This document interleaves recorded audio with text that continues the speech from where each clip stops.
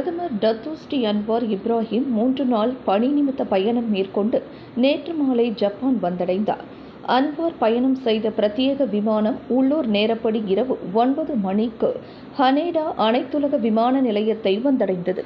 அன்வாரின் பயணக்குழுவில் வெளியுறவு அமைச்சர் டத்தோஸ்ரீ முகமது ஹாசன், முதலீடு, வர்த்தகம் மற்றும் தொழில்துறை அமைச்சர் Tengku Dato' Sri Zafrul Tengku Abdul Aziz மற்றும் மனிதவள அமைச்சர் ஸ்டீவன் சிம்சி கியோம் ஆகியோர் இடம்பெற்றுள்ளனர்.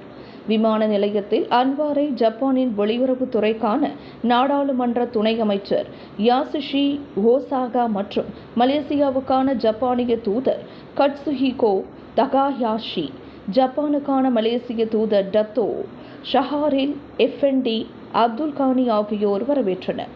இங்கு நடைபெறும் ஆசியாவின் எதிர்காலம் என்பது மீதான 29வது சர்வதேச மாநாட்டில் கலந்து கொள்ள அன்வார் இப்பயணத்தை மேற்கொண்டுள்ளார். இப்பயணத்தின் ஒரு பகுதியாக ஜப்பானிய பிரதமர் புஃமியோ கிஷிடாவை சந்திக்கவிருக்கும் அன்வார் தொழில்துறை தலைவர்கள், மாணவர்கள் மற்றும் கல்வியாளர்களுடன் கலந்துரையாடல்களிலும் பங்கேற்பார்.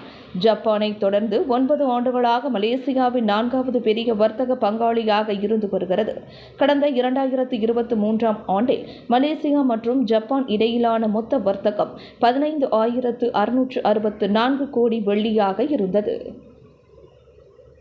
விலையில் மேலும் செய்திகளை தெரிந்து கொள்ள கீழே இருக்கும் பெல் பட்டனை அழுத்துங்கள். உங்கள் ஆதரவை வெளிப்படுத்த லைக் மற்றும் ஷேர் செய்யுங்கள்.